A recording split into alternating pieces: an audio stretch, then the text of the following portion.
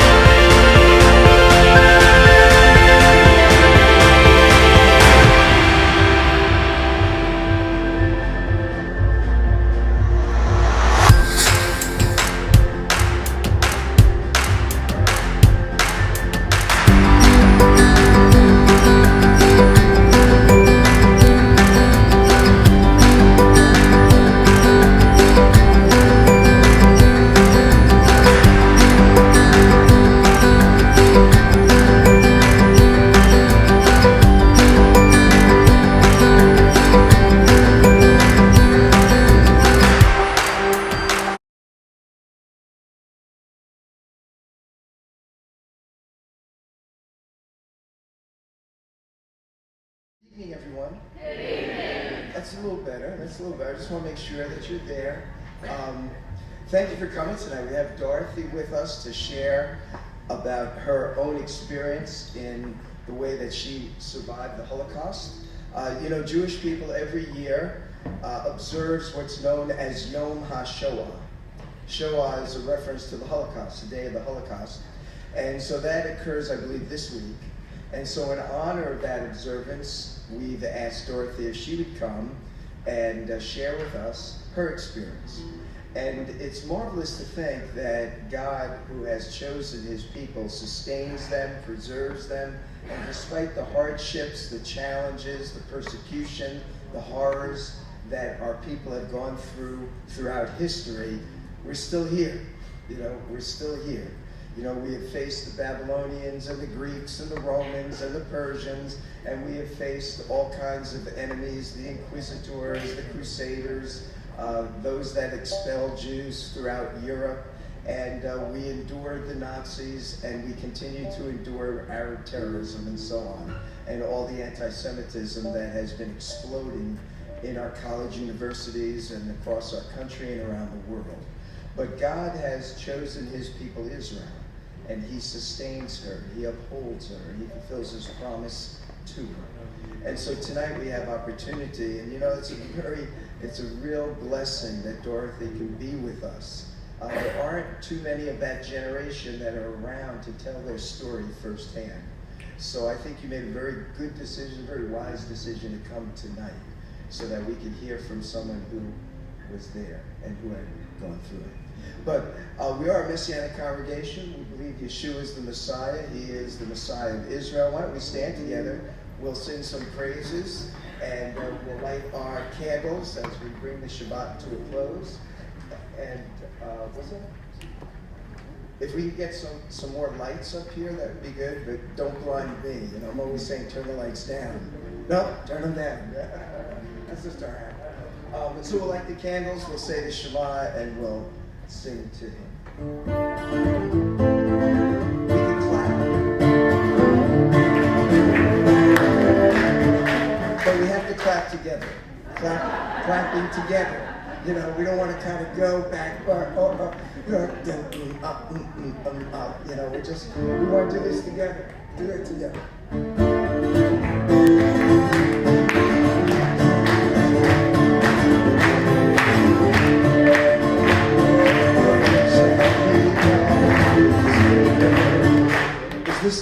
Is this on? Okay, I'm sorry. I didn't hear it up here, so I thought, and I saw Rex run over to the sound thing, and so I thought, he wasn't ready. Okay, so one more time, this should do it.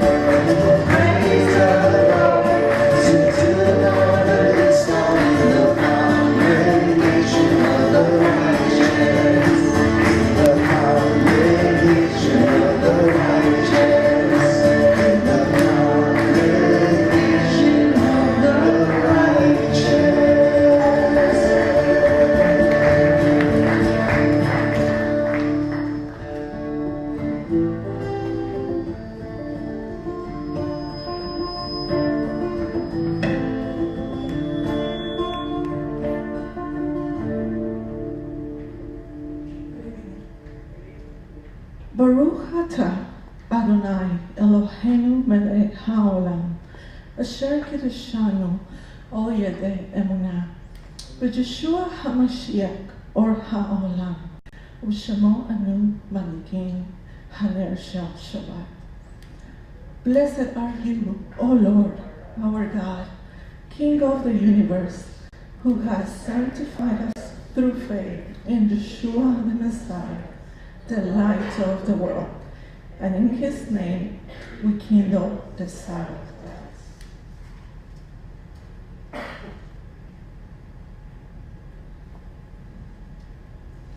And a king shall come forth from the sons of Jesse, and from his descendants the Messiah shall be anointed, and the Spirit of the Lord will rest on him.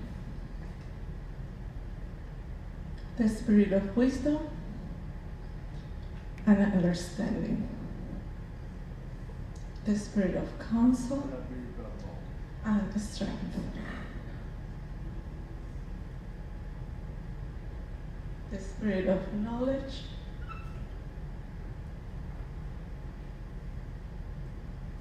and the fear of the Lord. Amen? Amen. Let's recite this Shabbat together.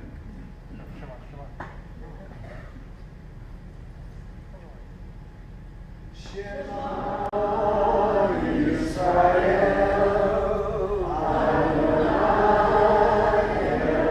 Eloheinu, Adonai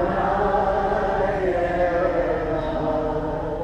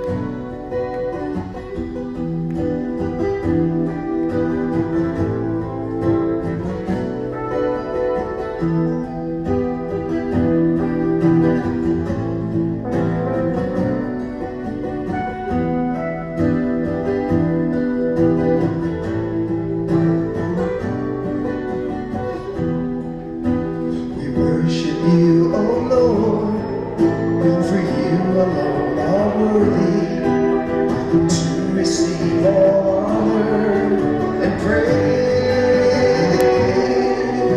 You're highly exalted, Lord God Almighty. Sing out of heaven and earth. Hallelujah, bless the name of Yeshua, for He is the name above all names. Hallelujah, bless the name of Yeshua, Messiah gave His life in my place.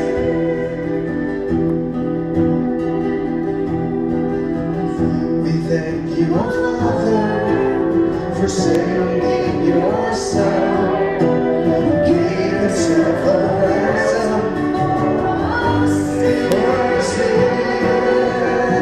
Perfect atonement, spotless peace offering, giving us a way to you through the Hallelujah, bless the name of Yeshua, for He is the name above all names. Hallelujah, bless the name of Yeshua, Messiah gave His life in my place.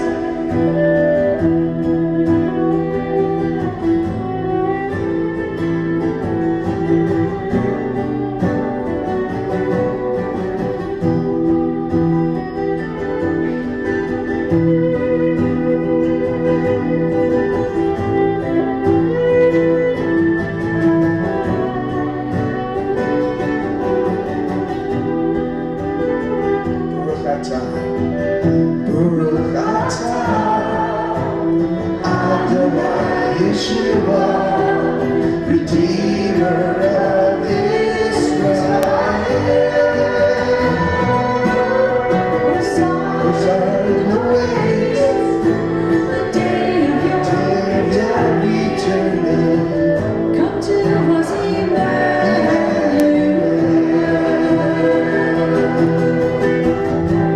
Hallelujah, bless the name of Yeshua, for He is the name above all names. Hallelujah, bless the name of Yeshua, Messiah gave His life in my place. We worship you, O Lord. We worship you, O Lord, for you alone are worthy to receive all honor and praise. You're highly exalted, Lord God Almighty. Sing out of heaven and earth. Hallelujah, bless the name of Yeshua,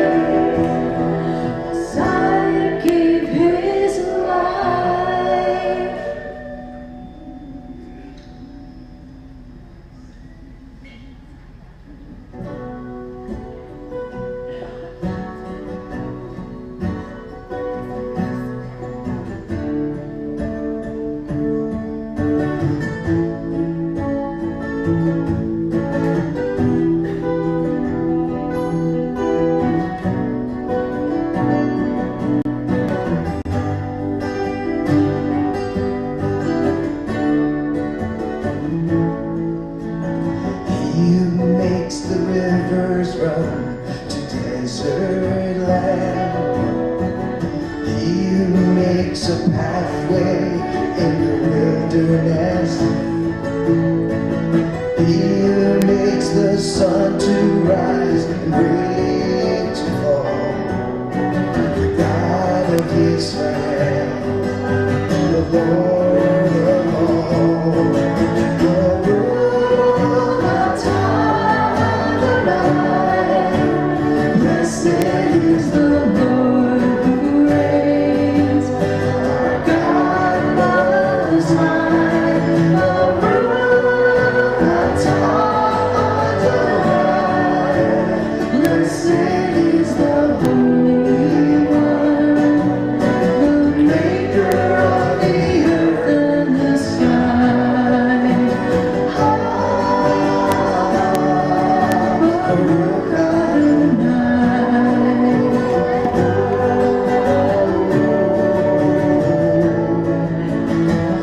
Who is the Holy One of Israel? He who brings salvation out of Zion's hill. He who makes the mountains quake and idols to fall. There is no other one. No other.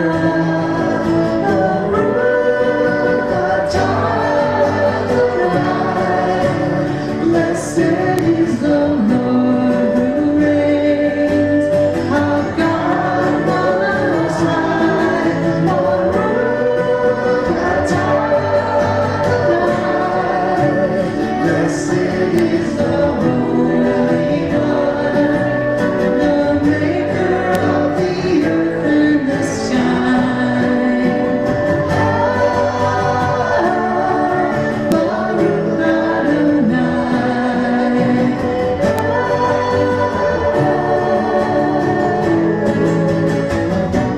Blessed is the one who reigns on high.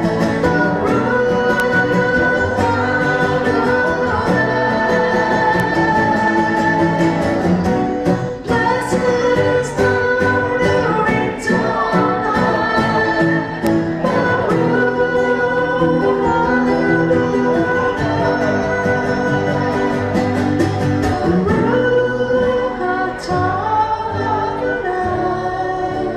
Blessed is the Lord who reigns, our God most high. Baruch Adonai. Blessed is the Holy One, the Maker of the earth and the sky.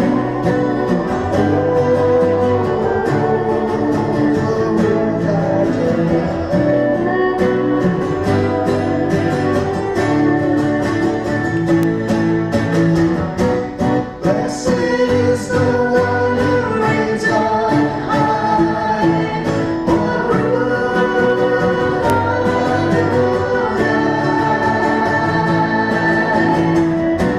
Blessed is the one who reigns on high. Baruch Adonai. Blessed is the one who reigns on high. Baruch Adonai. One more time. Blessed is the one who reigns on high. Baruch Adonai.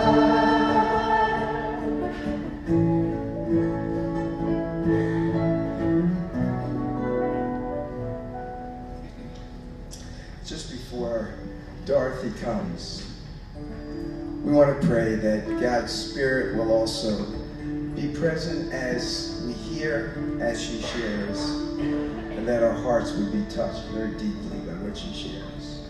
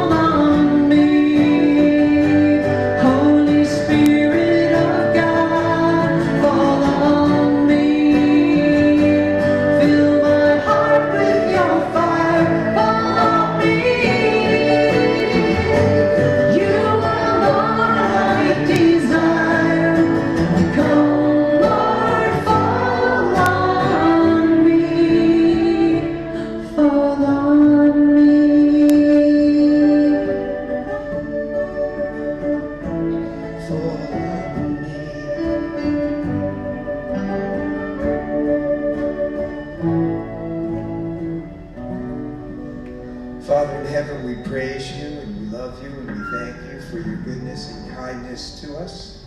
And we thank you, Lord, that Dorothy can be with us this evening, that we, Father, may get a first-hand glimpse, a first-hand look into what had transpired those years, some 40, 50 some odd years ago, 70 some odd years ago. A time of great tragedy, but yet a time in which, Father, you made yourself known in delivering your people and restoring them and bringing them into their homeland. We bless you, Lord. We thank you for this night. Amen. Please be seated.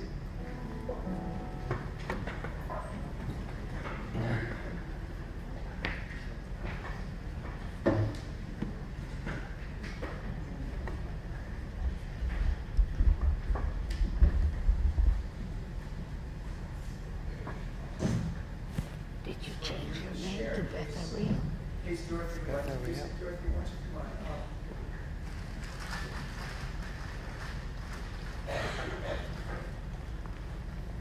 Get it a little closer.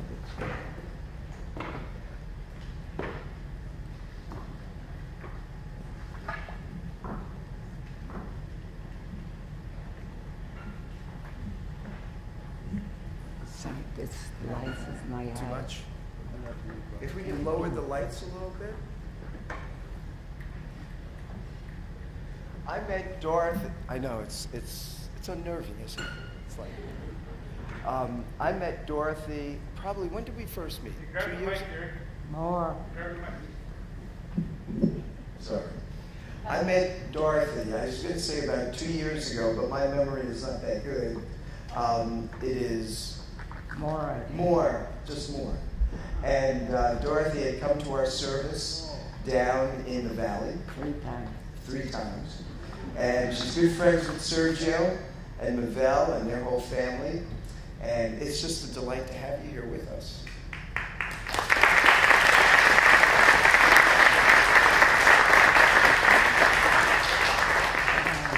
Good evening. Can you all hear me? I don't know if that works. It does. Are you That's- comfortable? Yeah. Okay, I'm going to leave you. I am very honored to be here, and I hear that you would like to listen to part of my story. I can speak really 4.5 hours, but we don't have that much time. So I will cut down and you can ask me questions later. I was born in Poland, December 10, 1930, in a city named Otwock near Warsaw, the capital of Poland. My father was a rabbi, a judge, and he was a shochet because he was checking if the animal isn't sick. So it's called a shochet, but I translated it into English. He was a veterinarian. So he knew all the sicknesses of animals. All right. And we lived very well, and I was born in a new building that my father had built on 2 stories with 4 apartments. We had 2 because I am the 10th child born in that new building. So, you know, I had 2 brothers and I had 7 sisters.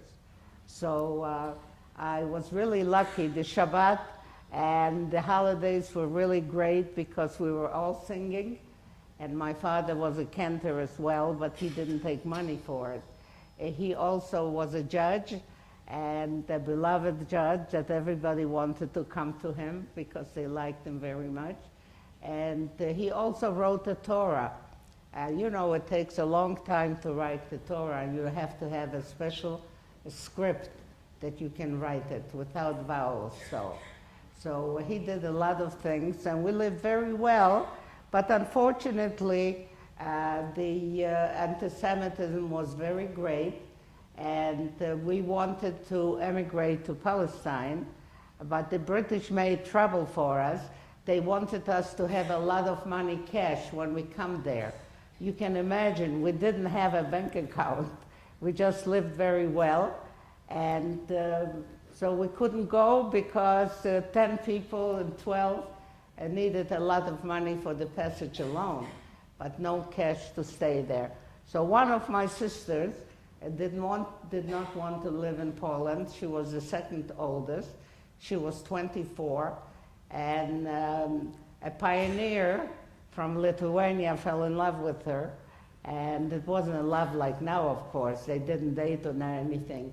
But he liked her very much. She was singing and dancing and playing the guitar. Not the guitar, she has another one, a very light one. I forgot how to call the name. She was a beautiful girl. We all had blue eyes and light hair. And she was a little chubby, I would say, but some men like chubby people, not skinny ones. So she agreed if he'll go to Palestine and he'll send her an affidavit, she'll come and get married. So that's what she did in 1934. I remember it well. I was 3 years young, and my father, the rabbi, never took pictures, but he said he broke his, the thing of not taking pictures. He said, she must have a picture when she leaves. Who knows if we'll see each other again? So that's the picture. I have a copy. And I made it when I saw my sister in Palestine, in Israel. I made copies and I sent it to all the remaining sisters, that we were 5 alive, 1 in Israel and 4 others, and me. I was the youngest. So we lived very well, as I said, in a Polish area. And my father was just like a prophet. He said, we must go, girls, to a Polish school, and he took 2 teachers for each group. Our rabbi's wife was teaching us blessings off by heart, and there was a teacher, not a religious one, I remember.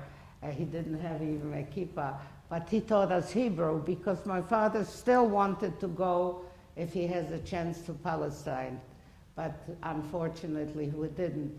And I remember on September the 1st, it was the first day of school, and I was all dressed to go to school.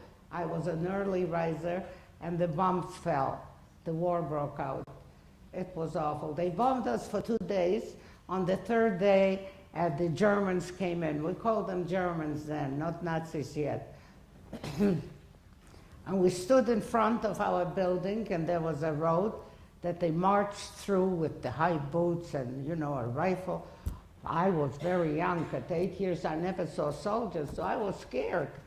And my father was over 6 feet, and he bent down, he took me around.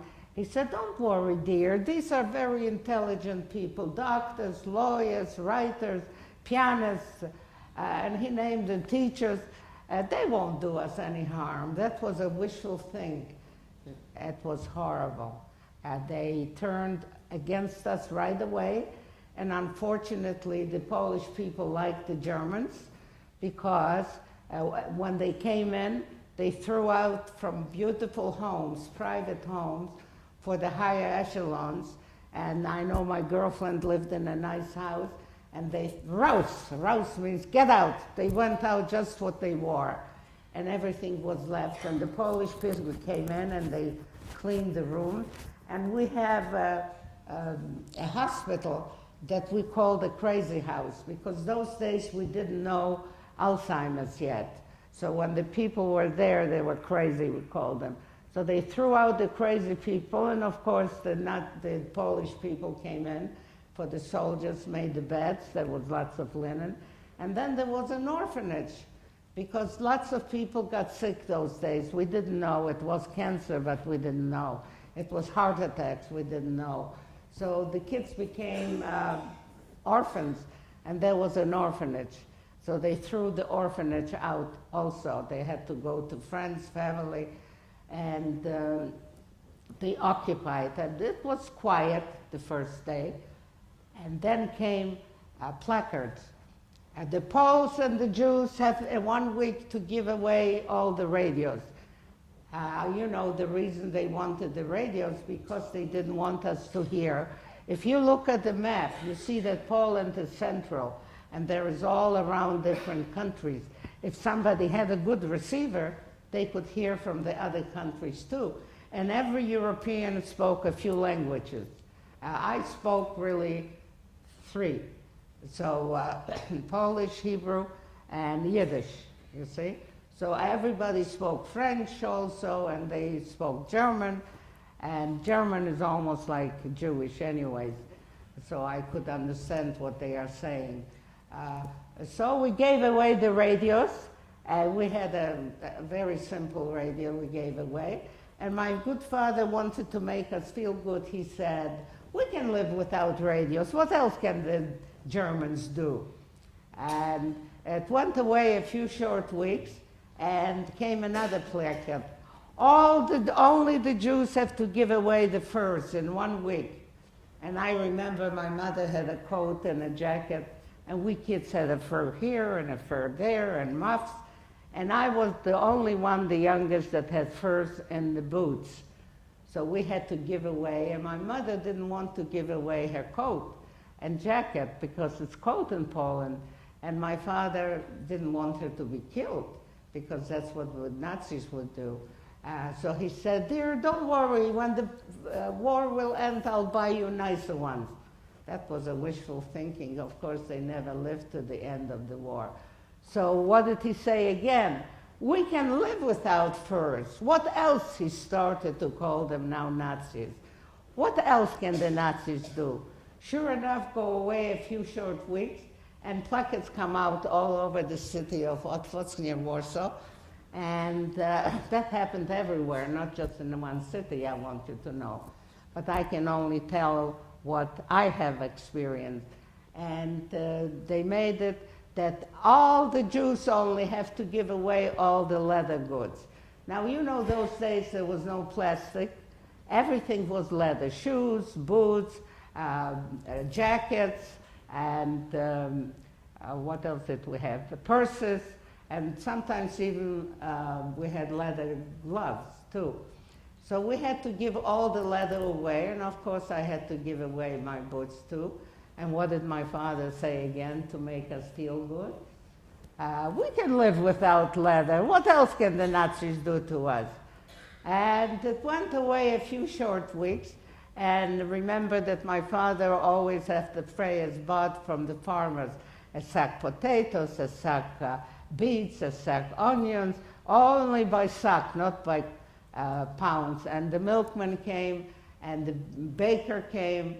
So we had lots of food, but you know, it got less and less all the time.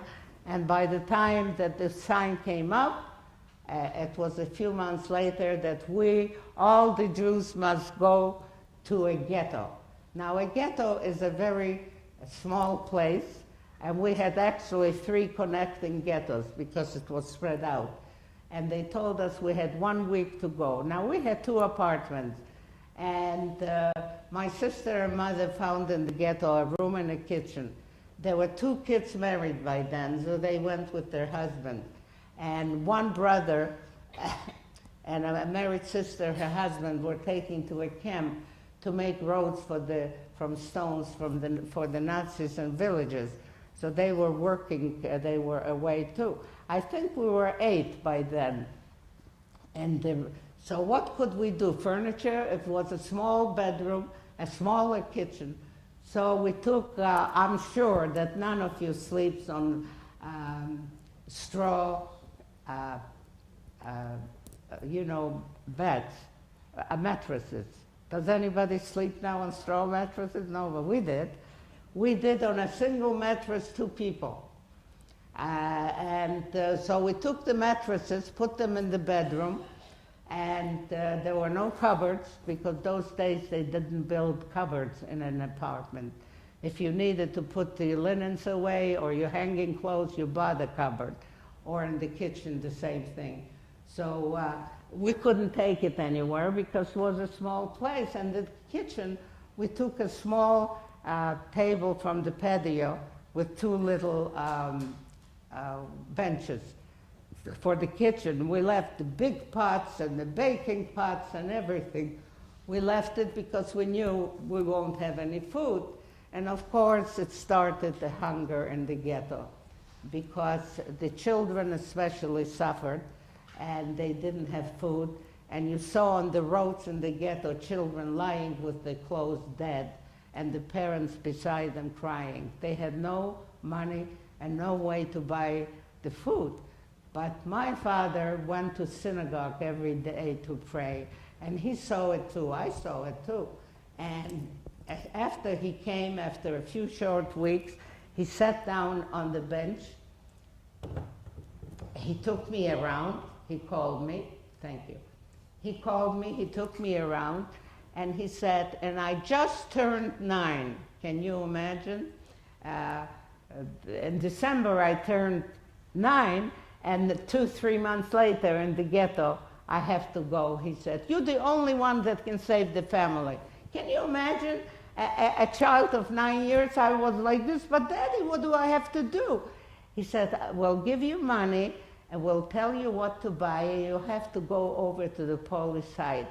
Now, why could I go over to the Polish side? Because my Polish is perfect to this day.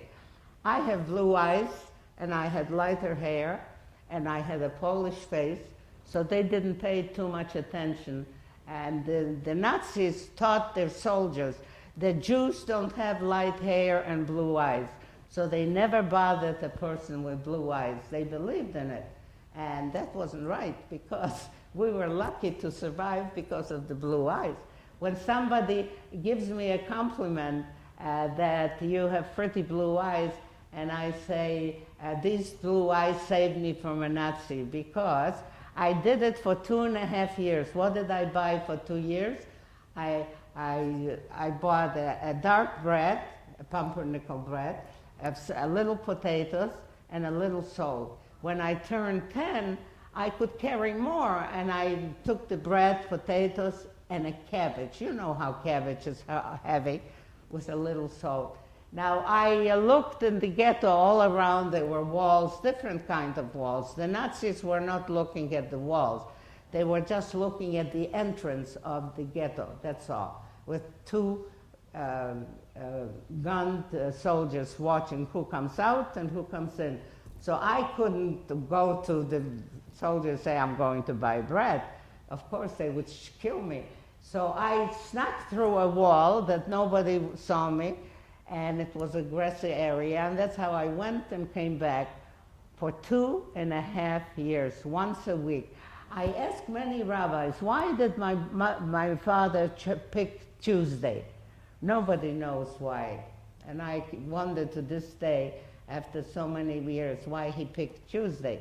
So on Tuesday, I always waited to my father to come back and give me money and tell me what to buy. And he comes back after 2.5 years, and he takes me like that around, and he said, you're no longer going to buy any food. I was like this, but Daddy, we're going to die, we're going to get sick, we will be hungry and get sick.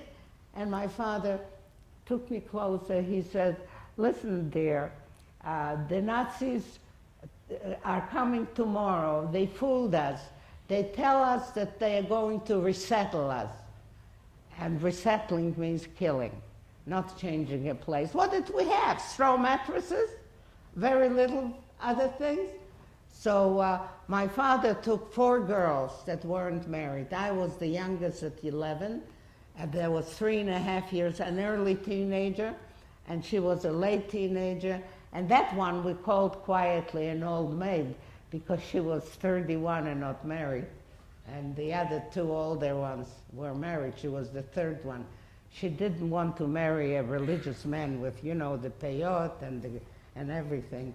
So the other ones got married, modern Jewish people, but she looked for one and couldn't find it. So he took us all around, and he said, you must go to our Polish friends in order to ask them to save you. We didn't know how long the war will be. So my older sister started crying. She said, we're not going without you. We're going, and my brother was there too, with my parents. They all had blue eyes, and one was an albino. He looked like Polish, but he didn't know Polish. My parents didn't know very well Polish either. My father knew Russian well. I don't know how. To this day, I don't know how. I never questioned it. So my sister cried, we're not going, and my father said, you know, that we are going to hamper your survival. And he quoted the Bible. When Adam and Eve were in the Garden of Eden and God chased them out, they got married and had children. And that's what you're going to do when the war is over. You'll get married and have children. So my sister didn't cry, and he sent me to a court reporter, a friend, a Polish one, and the two sisters he sent to our building that were 4 tenants, and we had an acre land, and we had a forest nearby. So my father thought if they won't keep them in the house, they'll keep them in the sheds in the back or in the forest. And the older sister went to a policeman, a sergeant that we knew, a Polish one. We all knew where somebody goes, but there were no telephones, so we didn't communicate. We didn't go to anyone. So I'll tell you what happened to me. I went over a low fence to the reporter because they all had lunch that time.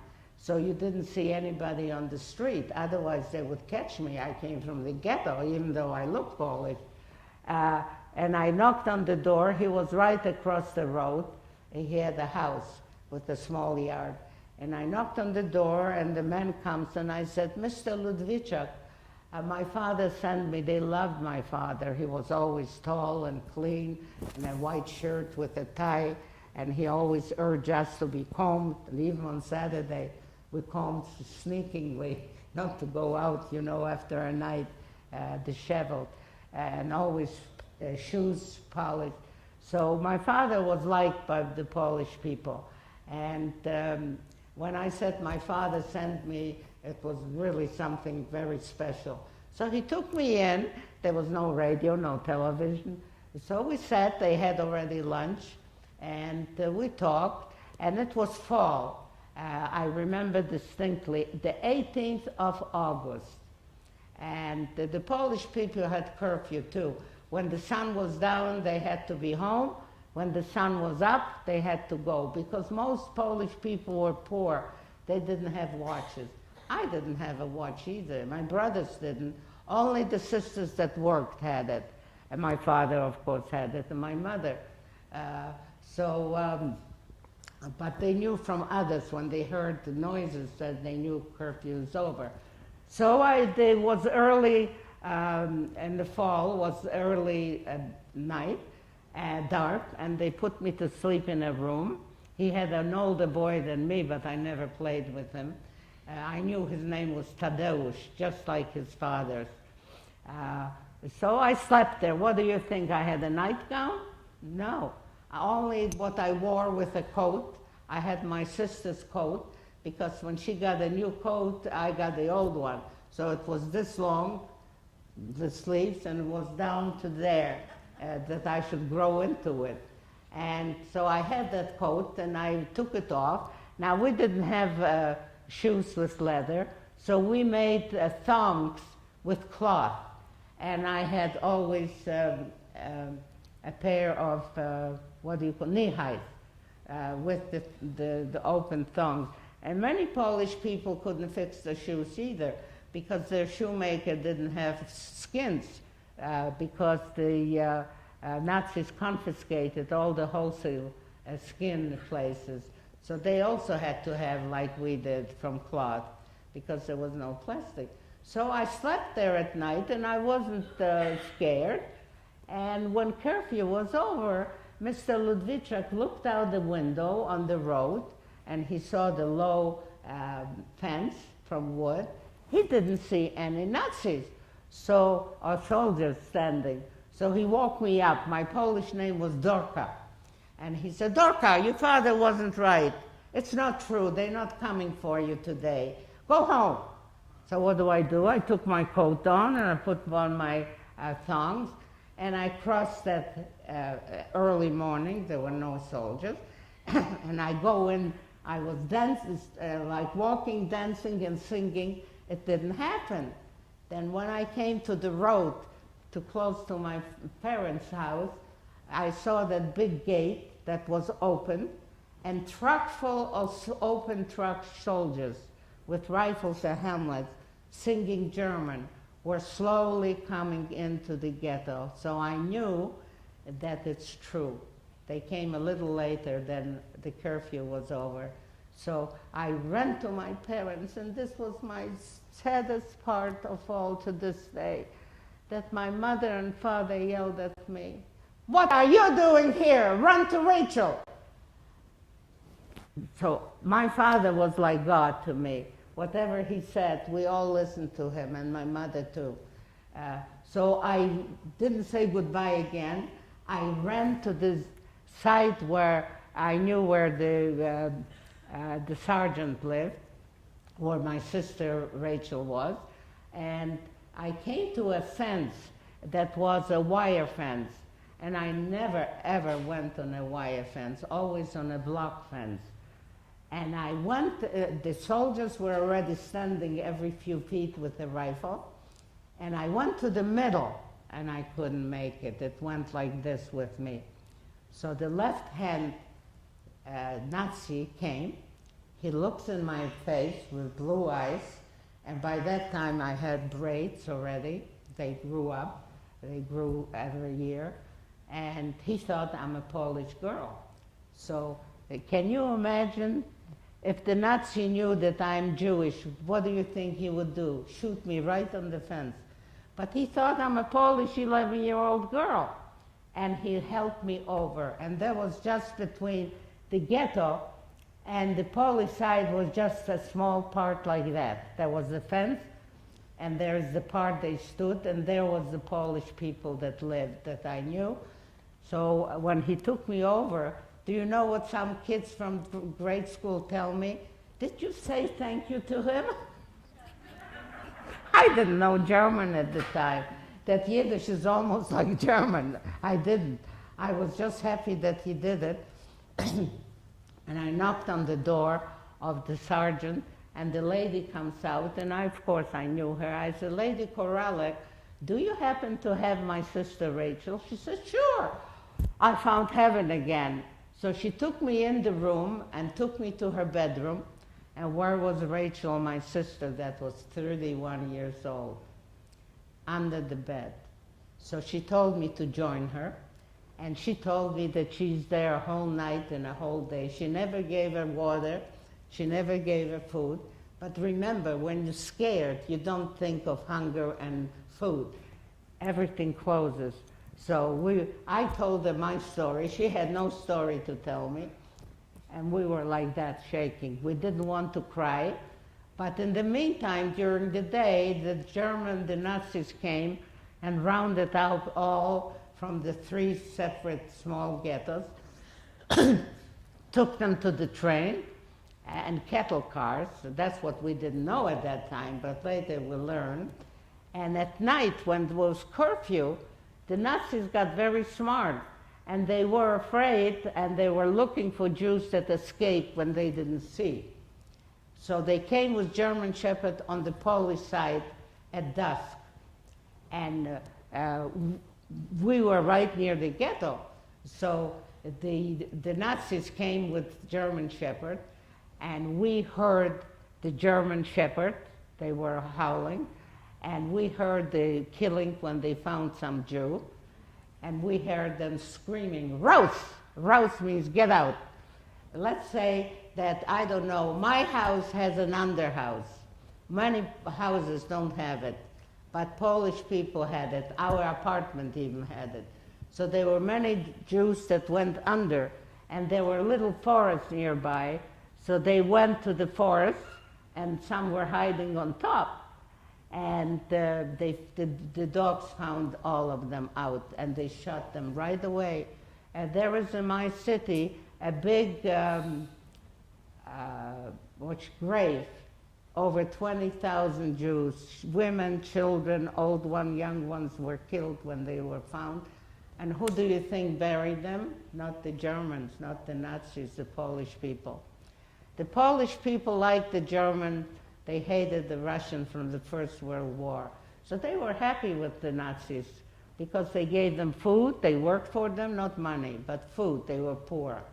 So when it was dark and we heard the shooting and the yelling and the dogs, the lady heard it too. Her husband was not in the house.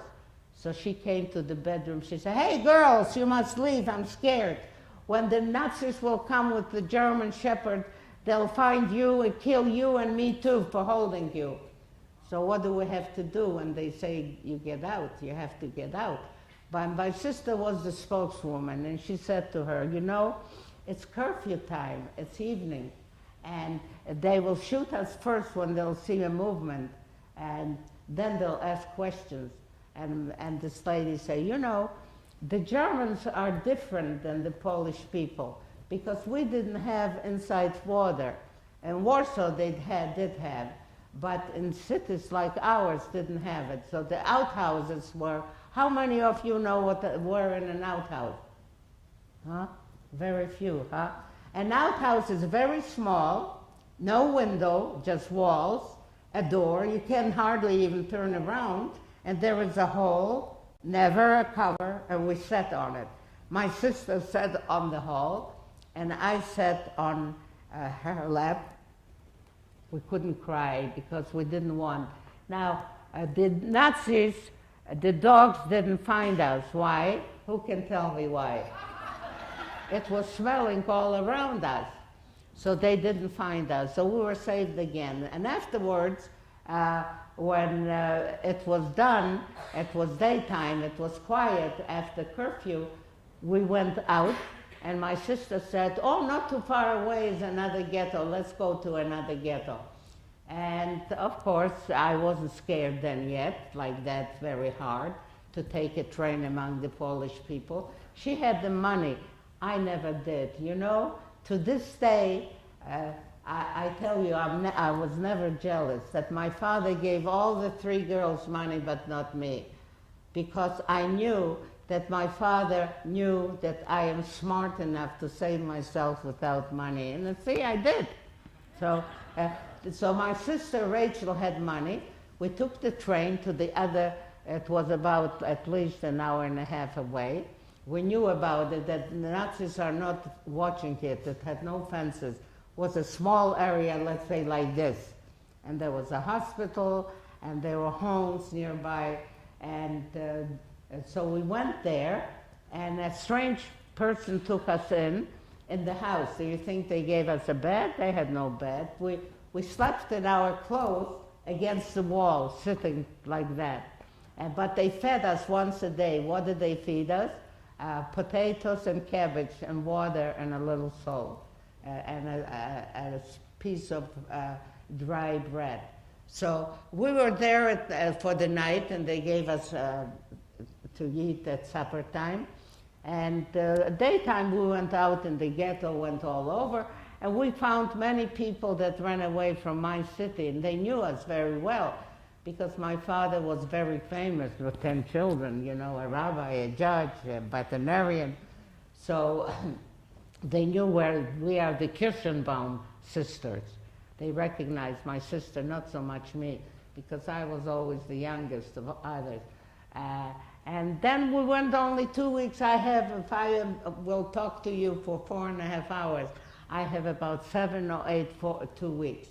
So after 2 weeks, we heard the same story, that the Nazis are coming to resettle us. What did we know means resettling? Kill us. So my sister said, you know, we have to escape. So there was on one side to go to the Polish side, was a little river that you can jump across. So she said, let's jump across, we'll find a farmer. So we did that, and we walked about 10 or 15 minutes. I don't think she had a thing by then either. I don't know, maybe she sold it in the ghetto, I don't know. But she didn't have a watch, I know that. So we found the first farmer. She knocked on the door, and she says, we are 2 Jewish sisters. I want you to know that she looked more Polish than I did. She had a pointy nose, she had high cheeks, and she had bluer eyes than I did. And she looked more Polish than Jewish. So uh, he took us in, but he said, I'll take you into the barn. And we went to the barn, and he made, you know, a barn is a very stinky place. Pigs and horses and chickens and whatever, fowl. But he went from the wall, he built out a ledge, and he put all the feeding things on top. And there was a ladder. So he told us to go up on the ladder, go to the end so nobody should see our faces, because he had workers to come and help him. So we were there. We were there morning, night, another morning, another night. On the third night, he comes up the ladder. You think he gave us water or drink? Never. Were we hungry? Never, because we were scared. So he comes up on the ladder. He said, hey, kiddos, you have to leave. I'm scared to keep you any longer. And when they say it, you must go. So we went down. We took off the straws. And I started crying. I said, so where are we going now?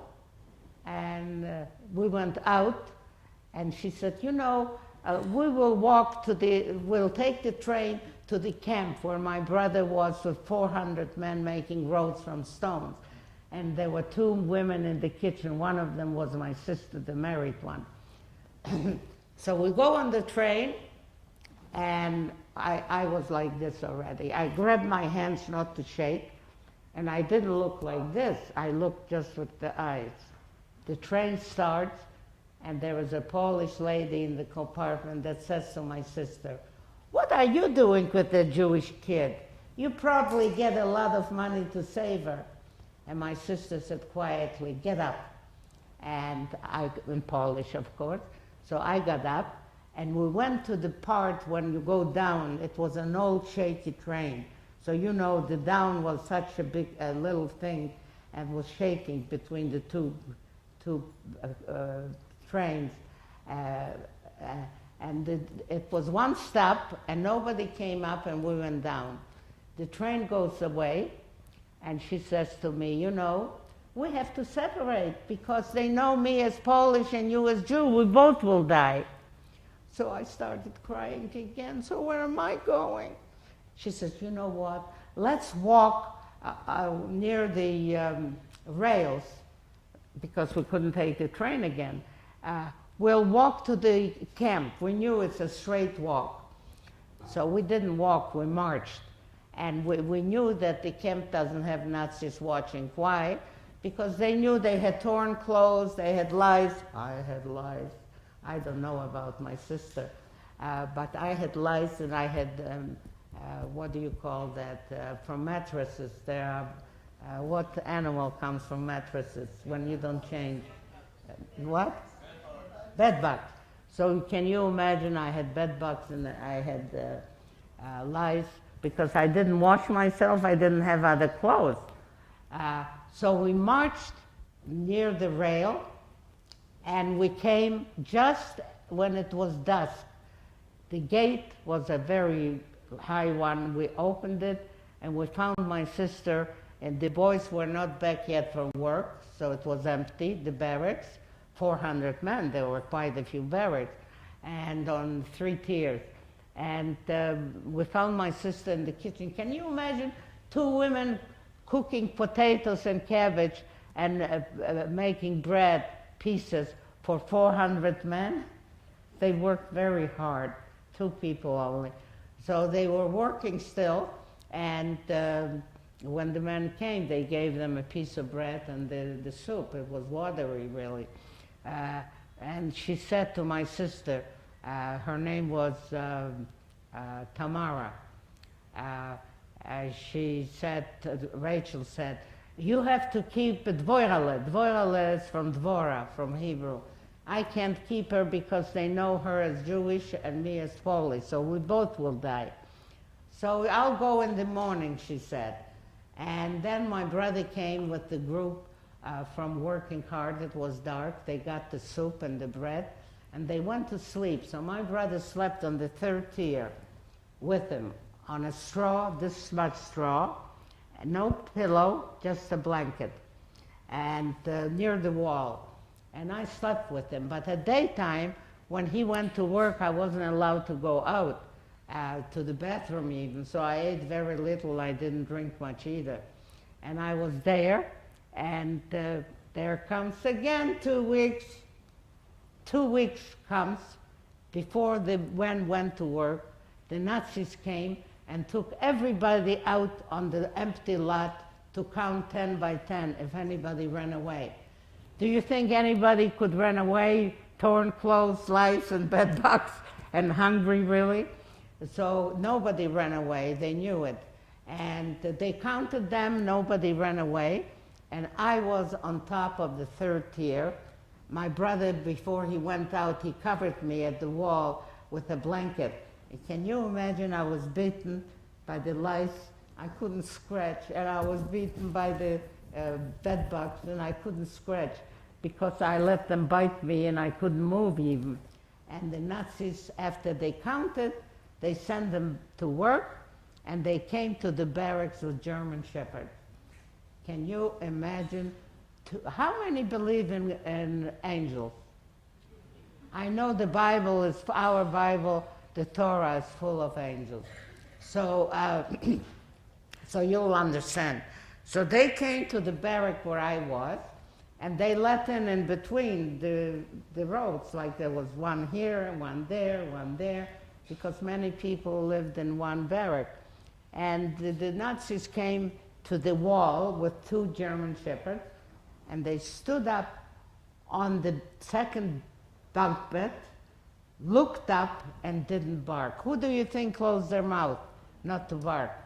The angel, I tell you. So they didn't bark, and I hear the Nazis, and it's close to Yiddish. So the one Nazi says to the other, "The dog didn't bark, so there's no one there, let's go." I was saved again, hallelujah. And they left, but the guy that was in charge of the workers, he sometimes in bigger camps, he was called the capo. And he was always very mean to the Jews when the Nazis came to say, "See, I'm just as bad as you, so let me live." And this guy was afraid of his life, and he came to me. He knew that I'm there. "Hey, kiddo," never had a name any time, "you must leave." So I uncovered because he spoke Yiddish to me, and I saw him, and he said, "You better leave because the next time the German shepherd will bark, they'll kill you and me for having a kid," and the only men were there and 2 women. So I had to leave, but my sister heard the commotion, and she came, and she said, "It looks like the Nazis want to kill us," because they wanted to see if anybody escaped. So I want you to know that we have a nice farmer that made a double cellar for us, for my sister, her husband, and my brother. So I want you to go and try to be saved in the farm by farmers. You're a kid, maybe they'll save you. But if they won't, then I want you to put in your brain, I call it a computer. You put it in your brain, the name of the people, also, that was easy, and the street number and the street. So I put it all in my computer, in my brain. I forgot about it, and I walk out, I knock at the first farmer, and I said, "I'm a Jewish child, could you please save me?" She took me in for a day. Out you go at night, because there was no curfew, especially in a farm. So I was in the next one a whole night. Where did they keep me? Under the bed, or in a cellar. So it took again 2 weeks from place to place to place, and I went to the last farmer near a forest and knocked on the door, an old lady, and I said, "I'm a Jewish child, could you please help me and keep me?" She says, "No, I can't keep you in the house, but go to the attic." I never was in an attic at all, but I had no choice. So she took me to the side, to the attic, and go up. And I was to the end of the attic, sitting like that on the floor with my clothes. And I was safe. It was getting dark, and the Nazis, it looks like, took out the camp at daytime, that I didn't hear, and they came at curfew time to the forest to see if anybody ran away. And we heard the killing of people when they found them. We heard the yelling grouse from under they went up on trees even. They found them, the dogs, and they killed them right away. They killed a lot of people, and who buried them? The Polish people, not the Germans. So I was lucky that I was in the attic. It was dark, and I heard the commotion. So did the lady downstairs. She comes up in the dark, but I cried because I knew that the camp was taken to be killed, and I didn't know if my family escaped in time. So I cried. And then she comes up in the middle of the night on the ladder. Hey, kiddo! I told you I had no name. You must leave. You hear what's going on outside. I'm scared. If Germans will find you with the dog, they'll kill you and me for keeping you. So what do? Had to leave. So I went down. I crawled from the back, and I thought I'm in a cellar because I never was in an attic. So I crawled to where I heard her voice, and instead of going up, I had to go down. So I went to the hole and I fell down. Who do you think saved me? I shouldn't have a broken hand, a leg, or a nose. Who? Thank you. An angel again. I was hurt all over, but I was safe. And she says to me, you know, you hear what's going on outside, and I'm scared to keep you to be killed by the Nazis and my husband and me. So go to near my house is a corn patch. Go sideways to the corn patch, don't make a road, and sit down at the end, and I'll bring you some food tomorrow. So that's the only time she was giving me, but I was never hungry because I was scared. So I did that, and I sat down like she told me on the ground, and I had that long coat, you know, from my sister, down to here, that kept me warm. I wasn't too cold, but I was scared very much. And then I had no watch. I didn't know the sun was up. I didn't know what time it is. And comes out of the forest, a forest ranger, a Polish guy, with a German shepherd. And there was just one path to the village because she was the last farmer. And when the dog was in the middle where I was, he started pulling the guy and barking. And he found me sitting, and he said, "You're Jewish." I said, "I am Polish," but you know, my heart was like that. He said, "Don't tell me you are Polish, because a Polish child won't sit here at daytime." He didn't know I was there at nighttime too. And he picked me up, and the dog, I'm scared to this day of a German shepherd. And he said, "All Jews have money, give me the money, I'll take you to the Nazis." I said again, hardly, "I am Polish, and I have no money," because if I did, maybe I would give it to him to leave me alone. So what do? I walk with the German shepherd, barks at me, and I pray to my father. I said, "Daddy, you sent me out to save myself, but I'm going to die now." And you know something? A miracle happened. The lady came out of the house. It must have been 1 o'clock or 2 o'clock, I don't know what time. And she had something in her hand, a sandwich. And she was walking very slowly because she had a curved back already. So she must have been in the 90s. And she walks towards us as she pulls me, and we met. I didn't know she knows him. So she recognized him. She said to the guy with a finger at his face, "You call yourself a good Christian? I see you in church every Sunday. Leave that child alone." And he did. And I'm saved again. So where do I go? I don't know where to go after this. I asked her, so where do I go now? She says, into the forest. I went into the forest. I was there at daytime. When I was tired, I sat against a tree and I prayed to my father. The same thing. Daddy, you send me to save my soul. Nobody wants me. I'm going to die soon. I was there a half a day at least and a whole night. And then I come to the edge of it was a big forest. I couldn't see the top. I'm finishing. Yeah. What happened? The mic, your mic. So this doesn't work either. Can you hear me? Okay, that doesn't work. So I came to the edge of, and I didn't see the top. It was a very big forest.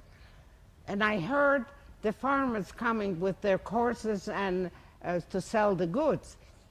So I knew curfew is over, and I walk out. I don't believe it. I am in my city.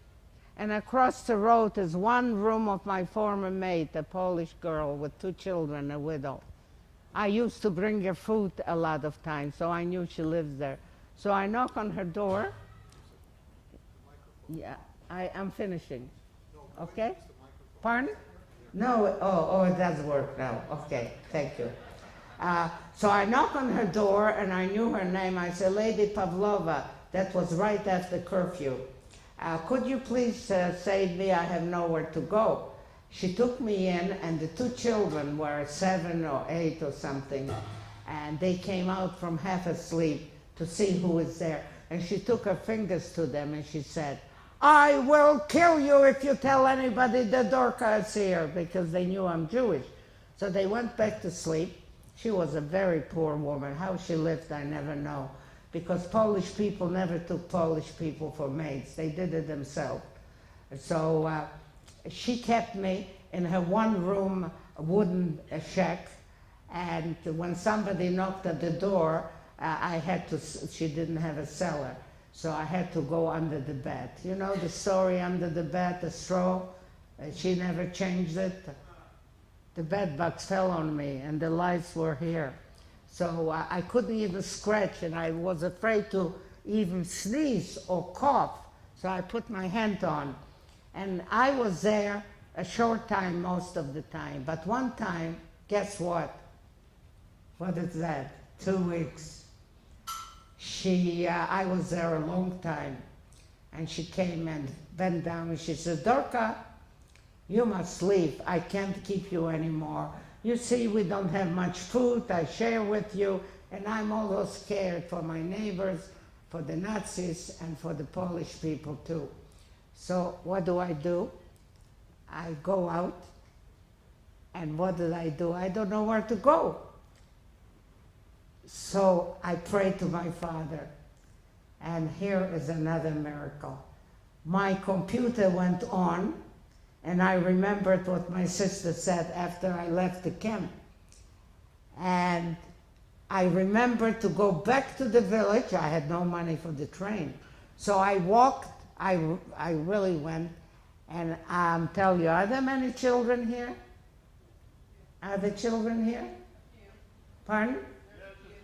So I'm not going to say it. But I marched back to the village, and it was daytime. I went to her garden for rhubarb garden under the big leaves, and I stayed until it was getting dark. And I knocked on the door, and the lady comes out. I said, Lady, so also, do you happen to have my brother-in-law, sister, and brother? And she said, yes, I found heaven again. She took me in to the side, to the cellar, and there was a big cellar, and in the corner, he dug out a square, and he dug it down, and there was the other cellar. Because at daytime there were boards on it and things on it, so nobody that came in saw it. So she took off the things from the boards, and the board, she goes down, and there is another one.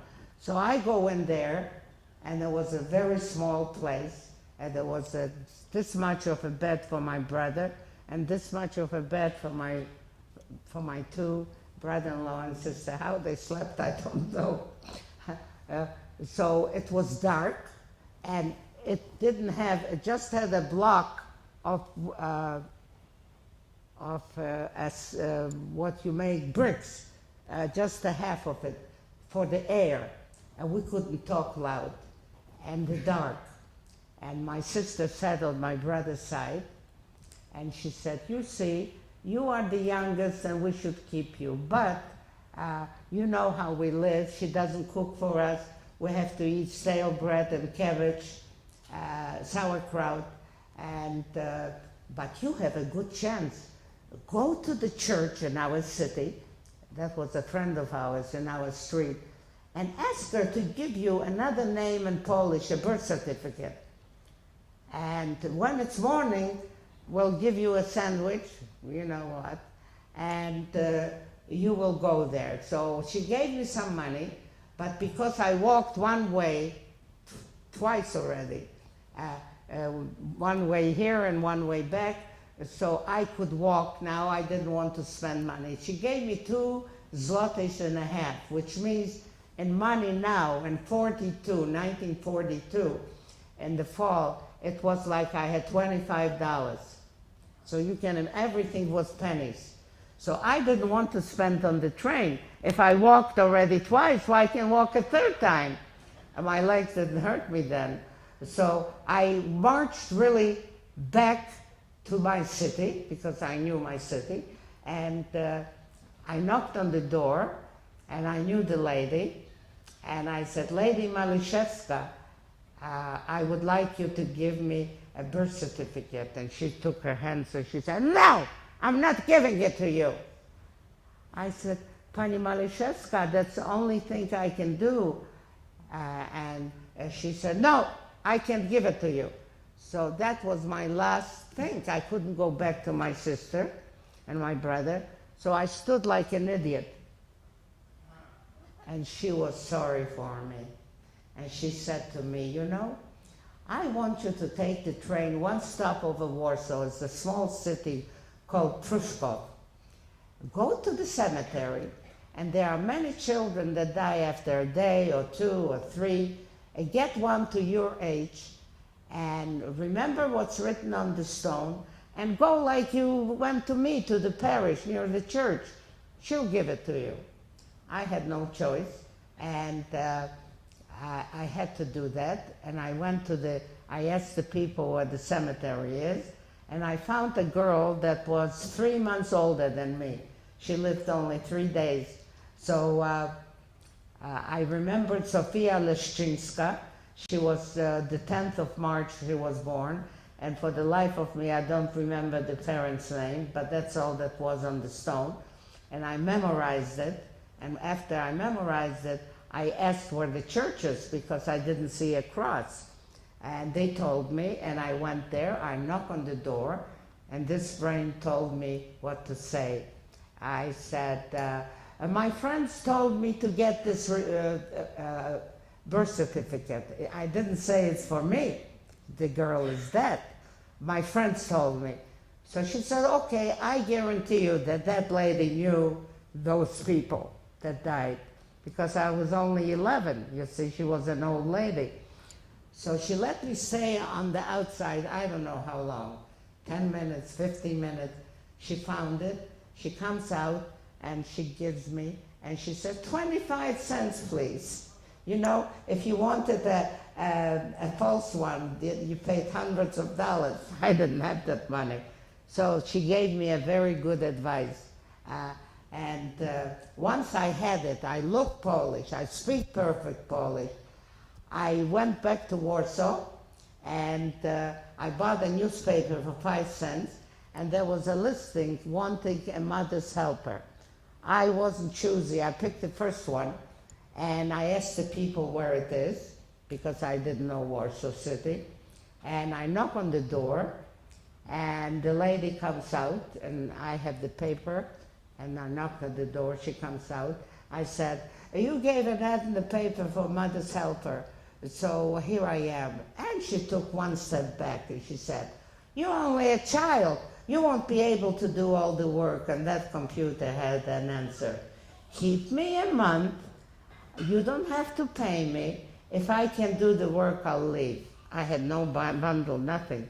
You know, she took me in, and guess what happened after what? 2 weeks. She comes home early, and she said, "Hey, Sophia, where are you?" I was in a bedroom cleaning a window. I come into the kitchen, and she says, "Sophia, are you Jewish?" Because nobody came to see me. I didn't go home for almost next door in Prushko. And so she was suspicious.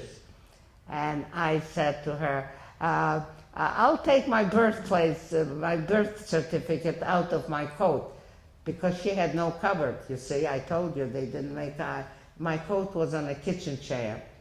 I took out and I showed it to her. That was the only one I ever showed it. And she looked at it. It was a very legitimate paper. And she didn't say anything. She said, "Okay," but it wasn't okay with me. I slept in the kitchen with an open roller bay. You know, you close it a day, you open it, and I didn't open it even. And I tried to be a good girl to finish all the hand washing, the the zipper fixing, the patch making. So I didn't sleep that night. I knew I had to leave. And when the kids got up, I had to boil even to make a cereal. There were no boxes then. And boil the milk too. So I did that, and they went to school and to work, and I cleaned the apartment. I took my coat, that's all I had, and I went out, bought another newspaper, and the same thing, the first one that needed a mother's helper, I took it and I asked where it is, because I didn't know Warsaw. So they told me it's far away, like from a workplace to Beverly Hills. So I didn't take a tram or a train or an electric train it was then, not a train, a streetcar, or a bus. I didn't want to spend money. So I walked, and I kept asking if I'm going the right direction, and I found a place that she was on the 8th floor. What do you call the top floor? Penthouse. Yeah, I didn't know at that time. You see, I was a kid. I was from a smaller city. So I walk up 8 floors. You know how to jump up 8 floors. I had to stop because I couldn't breathe. So I stopped until my heart didn't bang anymore. I took a deep breath, newspaper, knocked on the door. The lady comes out, and I tell her, "You gave an ad in the paper for a mother's helper. Here I am." She said the same thing with the first one. And I said the same thing what I said the first time. "You can keep me a month, you don't have to pay me, and if I can't do the work, I'll leave." She took me, and she happened to be a doctor, a ladies' doctor, with 2 children, a husband, and a father-in-law, and a dog, but I didn't take care of the dog. So I went shopping, she sent me, and I went with the kids to the park on Sunday. I never went to the zoo. There was a special film about the zoo keeper that kept a lot of Jewish people there in Warsaw. I never went there. They didn't send me there, just to the park. So I was there not 2 weeks. Multiply it in years, 2 years. You see, the change was, and then the Polish uprising came up, and I was there. I could have been killed in the Polish uprising, because I went for water, and I had to scoop down because the Nazis were killing people that showed their head. And I was lucky I wasn't killed there. And then Hitler was very angry at the Polish uprising. How many know what a Molotov cocktail is? Yeah, they use it now in France. Yeah, so he was afraid when the Nazis came on open trucks. They threw Molotov cocktails, and many died, and many got burned 3rd degrees, and many got hurt. So he was very angry, Hitler. So he made an order after they gave up, after 63 days a night. march all the people out from Warsaw and burn the city. And that's what they did in the middle of the night.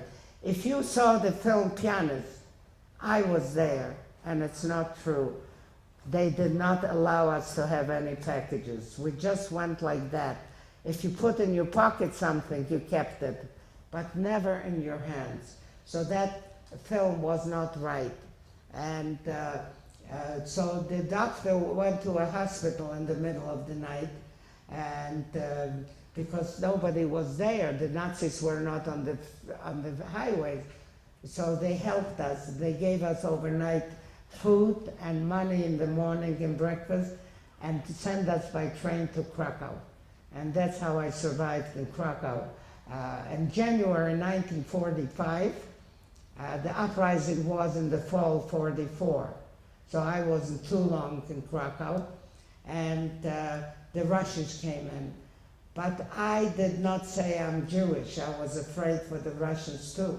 So I was there, and I said to myself, I survived the war, the Russians are there, and I'm afraid to tell them, what am I going to do? And I'm a good one to think it out. And I wrote to the Polish people I knew in my building, one family. I wrote, I am really Dorka Kirschenbaum, but now I'm Zofia Leszczyńska, a Polish girl.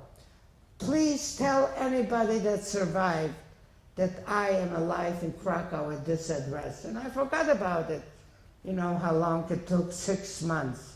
Somebody knocks on the door, and I almost fainted. I became a popsicle.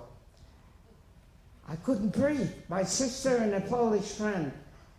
And she yelled at me, don't just stand there, go get your stuff, let's go home. So I turned around and the Polish lady came in. Do you think I'm going to tell her I'm Jewish? Not now. So that wasn't the same one, that was another one, not the doctor. So I said to her, this is my sister, and this is our friend. Didn't say Jewish, didn't say Polish. And she knew that I'm Jewish for some reason. And she said to me, like this can only do the race from the East, meaning who? The Jewish people. And you know, it took me many months after my sister took me home to find out in my computer what she meant. I didn't give her notice. I left the same day I said I'm leaving. That was anger at me for not giving. She had to, you know, she had a White House. That's what we called it. It looked like a White House. I didn't know at that time a White House yet, but they called it White House because they had 2 pharmacies that the Nazis didn't take away. So they were rich. And so my sister took me, and she said, school is starting soon. That was end of August, 1945. It starts September 1st. You have to go to school. I said, no. I started crying. They still don't like us, the Polish people. I'm not going. And she started yelling at me with her finger. You were not a child in school since 8 years young. Now you are 14, you have to go to school. I had to listen to my sister. She was like a mother. She was 18 years older than me. So I went to school with the Polish people. I was the only Jewish kid, and I was very smart. I knew all the answers. But guess what? They hated me. So one recess comes to me when we were in recess. They circled me around, my class and another one. A boy comes with his finger almost touching my nose. He says, Parshiva Żydowa. You know what Parshiva? I asked doctors, they cannot translate in English what it means. The only thing they can say is scabby, that I have sores. So I said that was fall. You see, only these hands were out and my face. Everything was covered. So I said, I am proud to be a Jew, but I was studying piano. I wanted to be a pianist. So I did this, and I went back and I gave him one in the nose, another one in the nose. I broke the nose, and he was bleeding. And I broke my finger, my 4th finger I broke. And the teacher took me and him running the blood, and the principal says, why did you hit him and broke his nose? I said, why did he call me Parshiva Zheduva? I'm happy to be a Jew, and I'm not Parshiva. I showed him. So he said, go home. You know, I went home about half an hour crying, and I came home and I had braids, longer ones that time, because it grew, I never cut it. And I cried to my sister, I said, even when you drag me by my braids, I am not going to school. And we left Poland for Germany, the American zone. They made schools, and I finished school. And then I came to Canada at 17, and they made me a maid again. That's why when I turned 18, I got married. And I tell all the kids, don't get married so young. Get a profession, be independent, and then get married, because I felt what it means to be, we were very poor. We didn't have enough for food even, you know. For clothes, forget it. But it was very sad. So do you have any questions after the long story? So you see, I had so many happy surprise times with the angels that they helped me. And even nowadays, I do have. I could have been killed many times here with my car, and somebody backed into me and didn't see me, backing out, and I'm still here, and I'm 86 years young.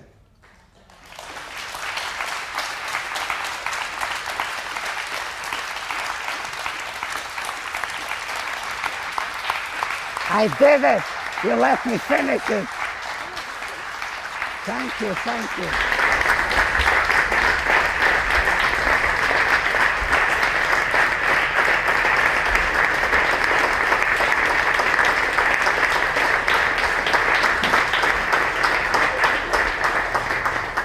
I want to applaud you for being so patient and listening to my story.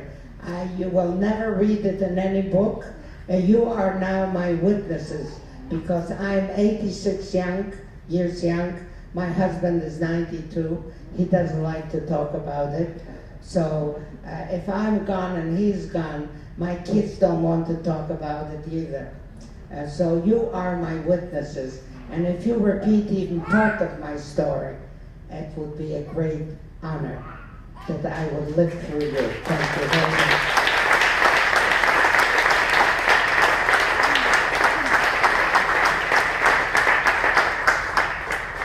Dorothy, we actually have you on tape, and the curse words and everything.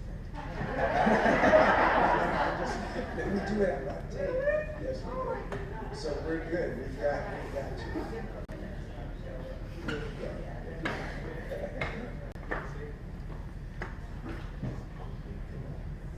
Because I'm a trust search here. Stairs are not my friends.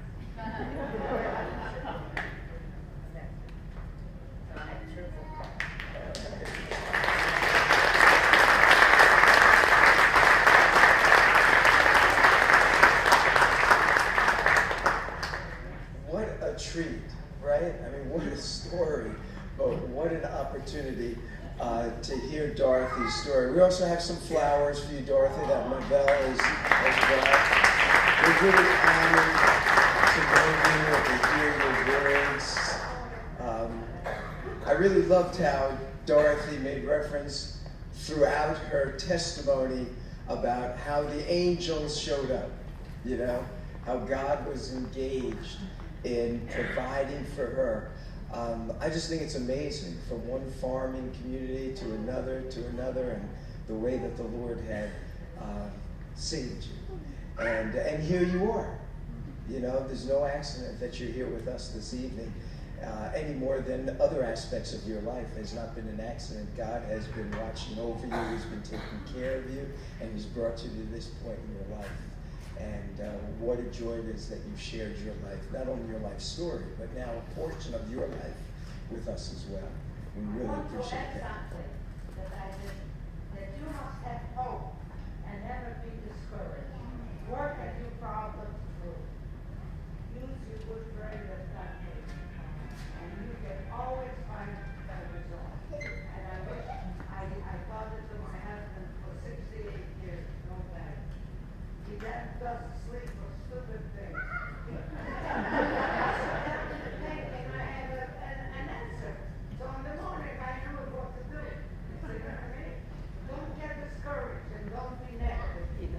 Negativity doesn't lead you anywhere. That's what it is. Do you know what I quote Albert Einstein? It's not my quote. And I tell the cadets that too. They always have a very bad past. And I tell them that Albert, they have a picture of him in the place where I teach, I talk. I said, Albert Einstein said that when you ride a bicycle, where do you look? Forward. That's what you should look. Don't say, oh, I had a bad life. I mean, look forward, make it good. Don't lose your hope. Work at it. That's what I want to leave you with. Before we leave this evening, we have refreshments in the back. Our ushers are going to come. We're going to receive a love offering this evening. On your chairs, you had a card that says, You Matter, Beth Ariel. If you're not already on our mailing list, you'd like to stay informed of what's happening at Beth Ariel, we have a congregation down in the valley that meets every Saturday morning at 11 o'clock in Tarzana. And we have our congregation up here every Saturday night at 6 p.m. We have our service here. We'd love to have you come. We also have a Bible study here twice a month on Thursday evenings. We meet here at 7 o'clock. Higher Vision Church has been so gracious to allow us to utilize their facilities. So we meet over at rooms 11 and 12. We just met last Thursday. We'll have about 25 who will come out or so, 25. So if your Thursday evening is free, you want to come and study the Word, right now we're studying the book of Isaiah. We'd love to have you come. Just fill out the card. All you need to give us on this card is your name, an email, a phone number, and we'll make sure to put you on the list, keep you updated. Mavelle, who really coordinates what's happening up here in Valencia. Where is Mavelle? Didn't I just see her? Oh, Mavelle is back there. Mavelle, why don't you just stand up very quickly? Embarrass you. So that's Mavelle. She's the one that gets all of these names and all, and she will send out an email blast each time that we have an event coming up. So if you're not already receiving it, just fill out this form. If you're giving tonight, you can give in the baskets. I think up here on the screen, you can download our app, Beth Ariel LA. If you go into the App Store, Beth Ariel LA, and it has a blog that we have. It has all of our messages are on there that you can take a look at. It has our upcoming schedule of all kinds of events that are happening with us at Beth Ariel. So thank you all for coming. It is truly a joy to have you all here and to hear Dorothy's story. It's really incredible that you could be with us this evening. Thank you, Dorothy, for being here. I thank you very much. We have refreshments back here, so let's stand together. And if we could receive the benediction. And then we'll spend some time. You'll have opportunity. You know what, Sergio? Why don't you escort Dorothy to the back? Where should we put her? How about, there'll be a lot of people going around the table, so maybe what we can do is we'll put her over there by the center, but bring her something to drink, something to eat, make sure she has some things. But Sergio, bring her back there where Fernando is, and anyone wants to talk with her right away, you'll have opportunity to meet Dorothy and to share with her as well. Yivarechecha Adonai, v'yishmerecha. V'yer Adonai panav elecha, v'yichunecha. Yisa Adonai panav elecha, v'yasem lecha shalom. May the Lord bless you and keep you. May the Lord cause his face to shine upon you and be gracious to you.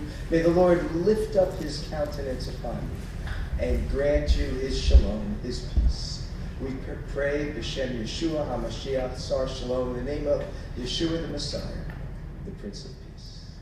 Well, shalom, shalom, everyone. Again, thank you for coming. We have refreshments back here. Dorothy is back here. And so do take some time to share with one another and to meet her. Rex, maybe we can turn on some music.